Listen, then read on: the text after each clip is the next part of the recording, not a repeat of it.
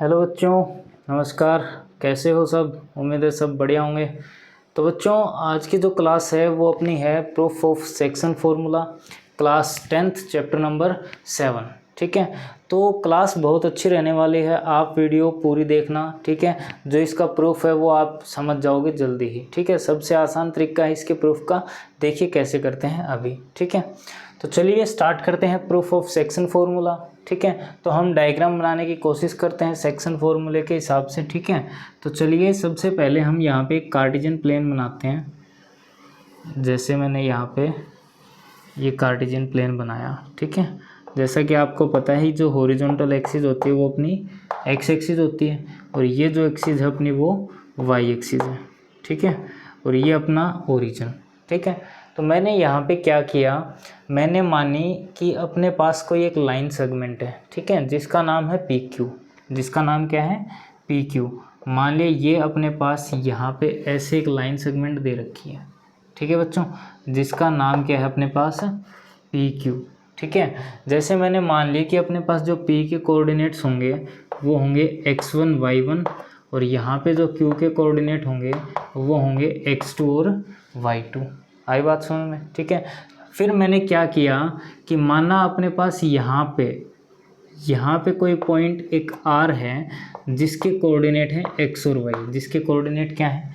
x और y। और ये R क्या काम कर रहा है? ये R इस लाइन सेगमेंट PQ को इंटरनली डिवाइड कर रहा है। इंटरनली डिवाइड कर रहा है कुछ रेशियो, जैसे मैं यहाँ पे लिख दूँ रेशियो m1 और रेशियो m2।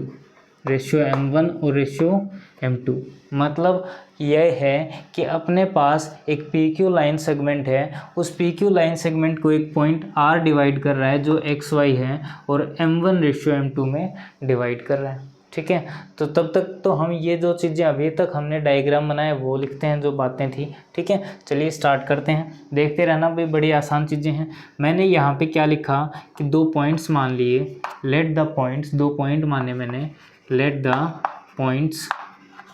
ठीक है, एक पॉइंट आपने क्या माना? पी पॉइंट है अपने पास x1 y1 and q x2 y2। ठीक है, R be the point, R जो पॉइंट अपने पास वो एक्स वाई है ना, तो R be the point which divides P Q internally in ratio m ratio n। In ratio m ratio n भी बोल सकते हो, या m1 रेशियो m2 मैंने मान रखा है तो आप वो भी बोल सकते हो। ठीक है, कोई दिक्कत नहीं। अभी आपको क्या करना है, ये प्रूफ करने के लिए आपको कुछ कंस्ट्रक्शन करने हैं। तो देखिए कंस्ट्रक्शन क्या करोगे। कंस्ट्रक्शन जैसे मैंने यहाँ पे क्या की, मैंने पॉइंट P से इस हॉरिजॉन्टल एक्सिस मतलब x एक्सिस के ऊपर एक परपेंडिकुलर डाल दिया। ठीक है, ऐसे मैंने एक परपेंडिकुलर डाल दिया। ठीक है, इसी प्रकार चलो मैंने यहाँ पे परपेंडिकुलर का नाम दे दिया PL। क्या नाम दिया? PL। इसी प्रकार मैं यहाँ पे Q से एक परपेंडिकुलर डालूंगा जो x एक्सिस पर होगा, और मैंने इसका नाम दे दिया PM। क्या नाम दे दिया? PM। ठीक है, इसी प्रकार मुझे क्या करना है, इसी x एक्सिस पर पॉइंट R से भी एक परपेंडिकुलर डालना है। तो पॉइंट R से भी मैंने एक परपेंडिकुलर ऐसे डाल दिया जिसका नाम है RN। जिसका क्या नाम है? RN। आई बात समझ में?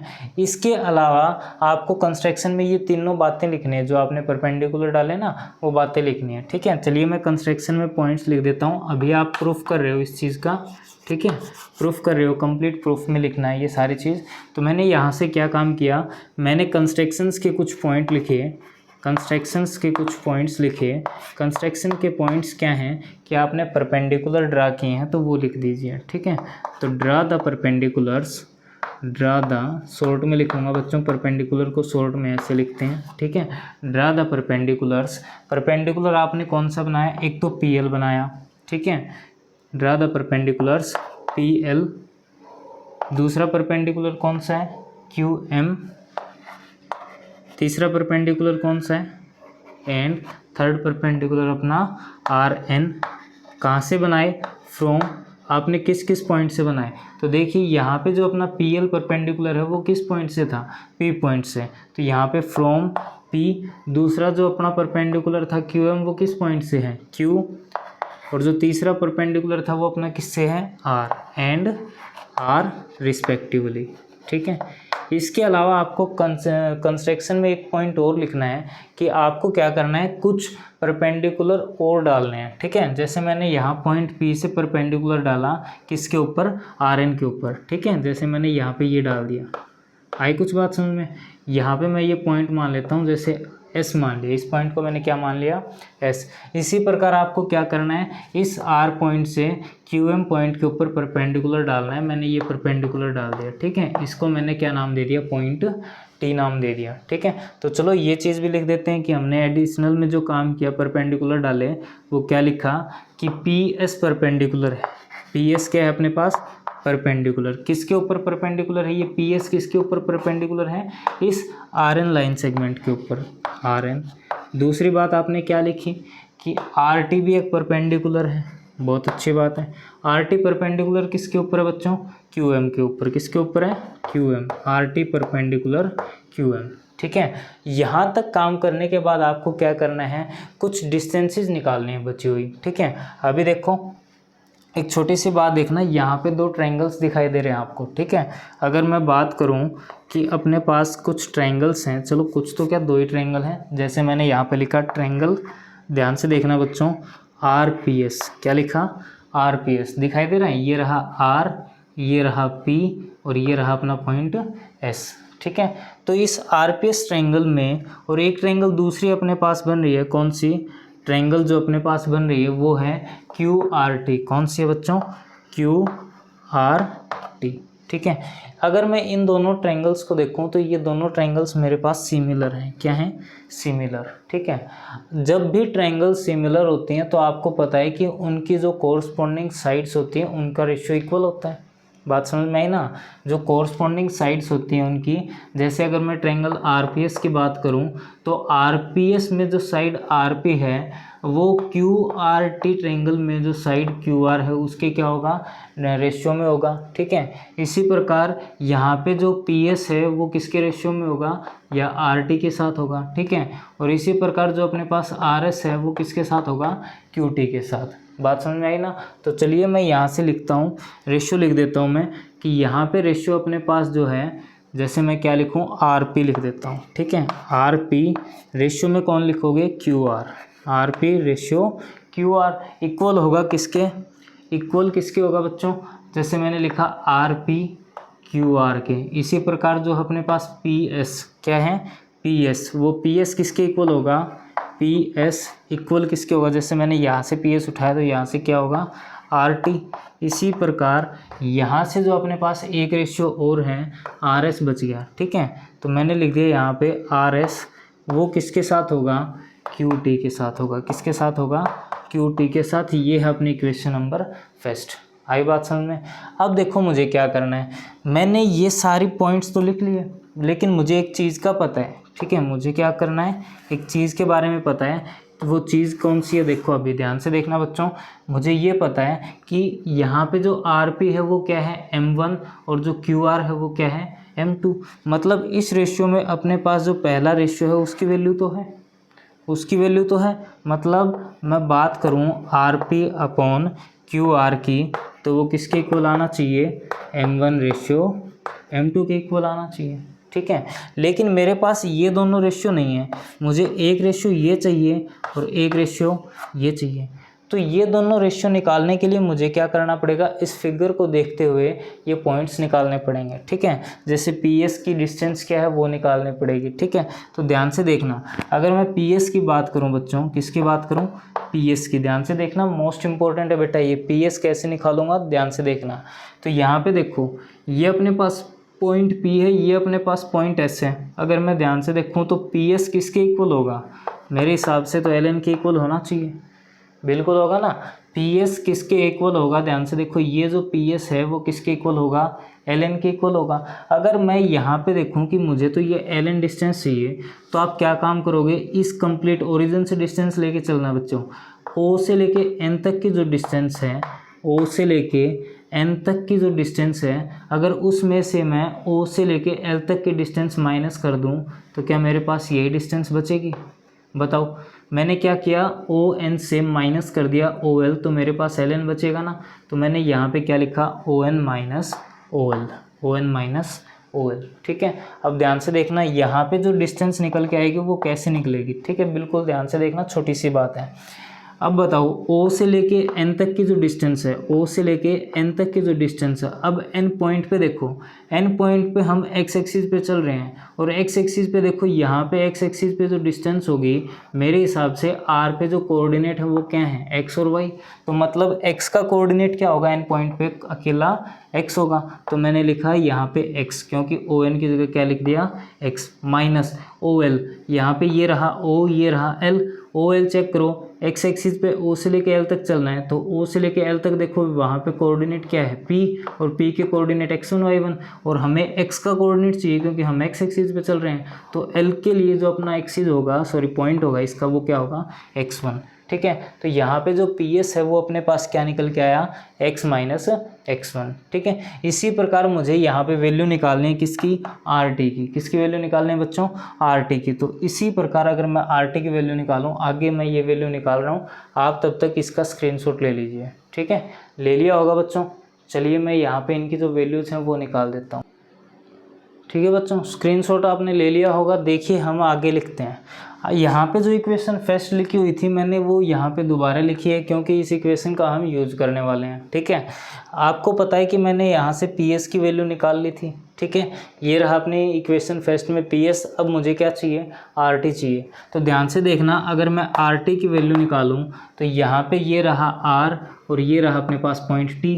तो आर टी जो है वो किसके इक्वल है, क्या एन एम के इक्वल है। आर टी किसके इक्वल है, एन एम के इक्वल है। अब ध्यान से देखना कि जो एन एम है अपना, मैं क्या लिखूँगा, ओ से लेके कंप्लीट डिस्टेंस एम लिखूँगा, ओ से एम तक, ओ से लेके एम तक, उसमें से मैं माइनस कर दूंगा ओ से लेके एन तक। तो मेरे पास क्या बचेगा, सिर्फ एन एम बचेगा ना, सिर्फ क्या बचेगा, एन एम बचेगा। तो ध्यान से देखो, कंप्लीट डिस्टेंस अगर ओ एम की बात करें तो एम पर एक्स का कोऑर्डिनेट क्या होगा, एक्स का कोऑर्डिनेट क्या दे रखा है, x2 दे रखा है। तो मैं यहाँ पे क्या लिख दूँ, x2 माइनस, इसी प्रकार यहाँ पे o से लेके n तक n का कोऑर्डिनेट क्या दे रखा है, x दे रखा है। ये x1 नहीं है बच्चों, बीच में कॉमा लगा रखा है। ठीक है, कभी x1 समझ जाओ, है ना। तो यहाँ पे क्या रहेगा, अपना x रहेगा। ठीक है, तो यहाँ पे हमने दो वैल्यूज़ निकाल ली, एक तो वैल्यू आर टी की निकाली है, दूसरी वैल्यू हमने पी एस की वैल्यू निकाल रखी है। तो यहाँ से मैं क्या करूँगा, इस x का कोऑर्डिनेट निकालूंगा। ठीक है, तो इस x का कोऑर्डिनेट निकालने के लिए मुझे क्या करना है, इक्वेशन फर्स्ट का यूज करना है और उसके 2 मेंबर्स उठा लूँगा, फर्स्ट 2 मेंबर्स। ठीक है, और y वाले के लिए निकालना है तो हम क्या कर लेंगे, फर्स्ट और लास्ट उठा लेंगे। ठीक है, तो चलिए करें अब स्टार्ट। वेरी गुड, आ जाओ। तो मैंने क्या लिखा, फ्रॉम इक्वेशन फर्स्ट, या फिर टेक, ऐसे भी लिख सकते हो आप, take first 2 members, first 2 members of equation first, of equation first. ठीक है, फर्स्ट इक्वेशन के हमने पहले 2 मेंबर उठाए, तो वो पहले 2 मेंबर कौन है, एक तो R P upon Q R equal रहेगा किसके बच्चों, P S upon R T, P S upon R T. ठीक है, अब मुझे क्या करना है, बस इनकी वैल्यू पुट करनी है। चलो आ जाओ। R P upon Q R क्या था अपने पास, m1 रेशियो m2, देखो यहाँ पे लिखा हुआ m1 रेशियो m2। इसी प्रकार यहाँ पे पी एस की जो वैल्यू है वो क्या है, x माइनस x1, और यहाँ पे जो वैल्यू दे रखी है m2 की, वो सॉरी यहाँ पे जो अपनी आर टी की वैल्यू है वो कितनी है, x2 माइनस x। ठीक है, अब यहाँ पे जब x की वैल्यू निकालोगे तो आप क्या करोगे, क्रॉस मल्टीप्लाई करोगे। तो क्रॉस मल्टीप्लाई करो तो m1 के साथ कौन जाएगा, x2 माइनस x। इसी प्रकार यहाँ पे m2 के साथ कौन जाएगा, x माइनस x1। ठीक है, इनके अलग अलग मल्टीप्लाई करो जल्दी से। तो m1 x2 minus m1 x, इसी प्रकार m2 क्या रहेगा, x रहेगा minus m2 x1, minus m2 x1। बात समझ में आई ना। अभी मुझे क्या करना है, x वाले एक साथ करने हैं, जो बाकी के बच्चे हैं वो अलग रखने हैं। ठीक है, यहाँ पे कर देता हूँ, चलो एक स्टेप हो ही जाएगा। चलिए यहाँ से क्या करेंगे, m1 x2 ठीक है। और यहाँ पे ये वाली जो चीज़ है वो यहाँ पे लेके आता हूँ मैं, ये नेगेटिव वैल्यू इधर आएगी तो क्या होगी पॉजिटिव m2 x1। और उस साइड देखो यहाँ पे x वाली नेगेटिव उधर जाके पॉजिटिव होगी तो m2x तो पहले से ही है, और ये वाली चीज़ उधर गई तो क्या बचेगी m1x। क्या बात समझ में आई? ठीक है। अभी मुझे क्या करना है, यहाँ से देखो आप x कॉमन ले सकते हो, ठीक है। यहाँ से आप क्या कर सकते हो, ये वाला x कॉमन ले सकते हो, तो इसको कॉमन लेंगे, वो चीज़ मैं यहाँ पे करके दिखा रहा हूँ, ठीक है। एक मिनट ये रफ कर देता हूँ जो छोटी सी चीज़ है अपनी, क्योंकि इसका यूज हम कर चुके। चलिए अभी स्टार्ट करते हैं ना। बताओ यहाँ से अगर मैं x कॉमन लूँगा तो पीछे मेरे पास क्या बचेगा m1 प्लस m2, और इसी प्रकार यहाँ पे जो चीज़ बची हुई है वो क्या है m1x2 प्लस m2x1। तो मुझे तो x का कोऑर्डिनेट चाहिए, तो मैं क्या करूँगा, ये m1 प्लस m2 मल्टीप्लाई में है, इधर आके क्या होगा डिवाइड में, तो m1x2 plus m2x1 upon m1 plus m2, ठीक है।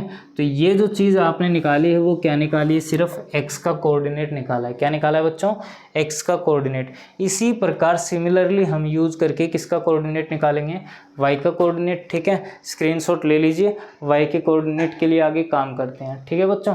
चलिए स्क्रीनशॉट, ठीक है बच्चों, स्क्रीनशॉट ले लिया होगा आपने। अभी देखो y के कोऑर्डिनेट के लिए काम करते हैं, तो y के कोऑर्डिनेट हम कैसे निकालेंगे ध्यान से देखना, ठीक है।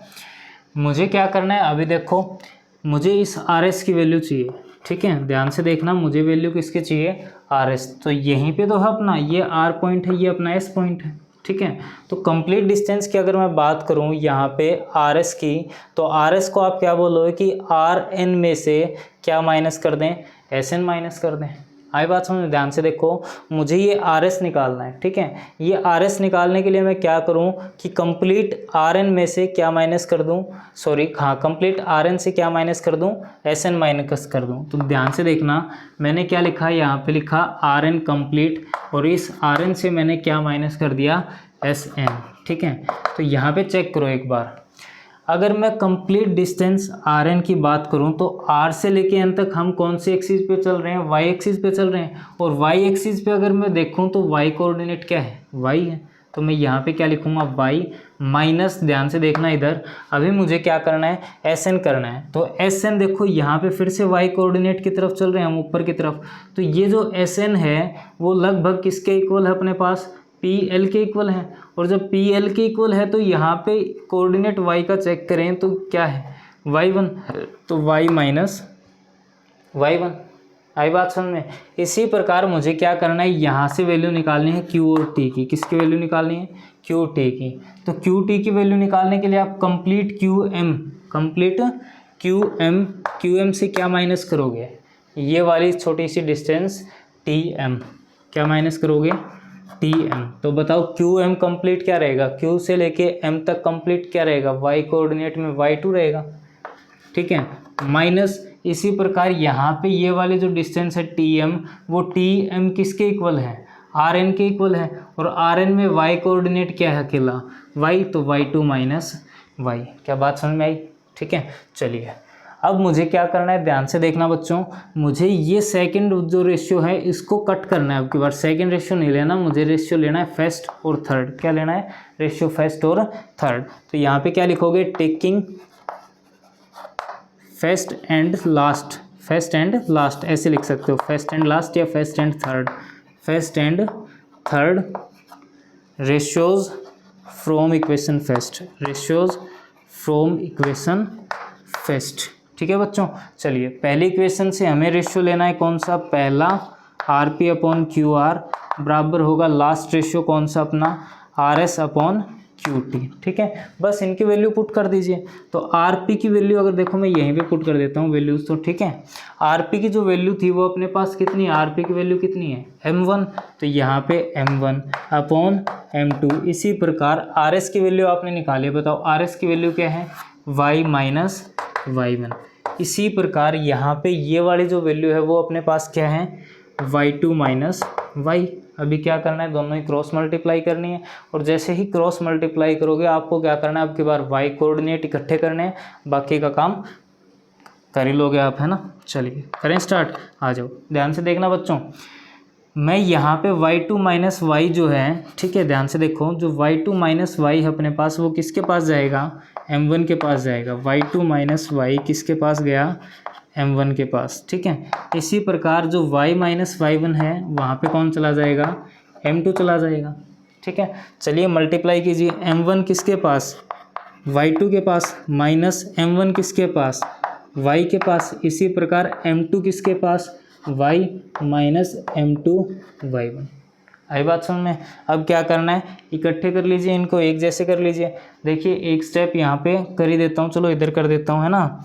तो यहाँ पे क्या लिखोगे आप, जैसे यहाँ पे माइनस का दे रखा है तो ये वाली वैल्यू उधर जाके किसकी होगी, प्लस। तो m2y यहाँ पे जाके हो गया m1y, ठीक है बच्चों, m1y। दिखाई दे रहा है क्या, चलो नहीं दे रहा तो देखो यहाँ पे फिर से लिख देता हूँ मैंने लिखा m2y प्लस m1y, ठीक है।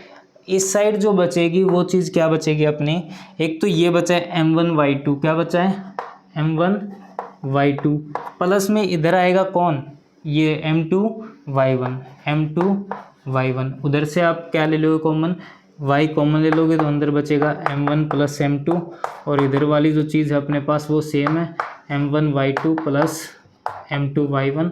और यहाँ से जब मैं y की वैल्यू निकालूंगा, किसकी वैल्यू बच्चों, y की वैल्यू निकालूंगा, तो m1 और m2 कहाँ चले जाएंगे, डिवाइड में।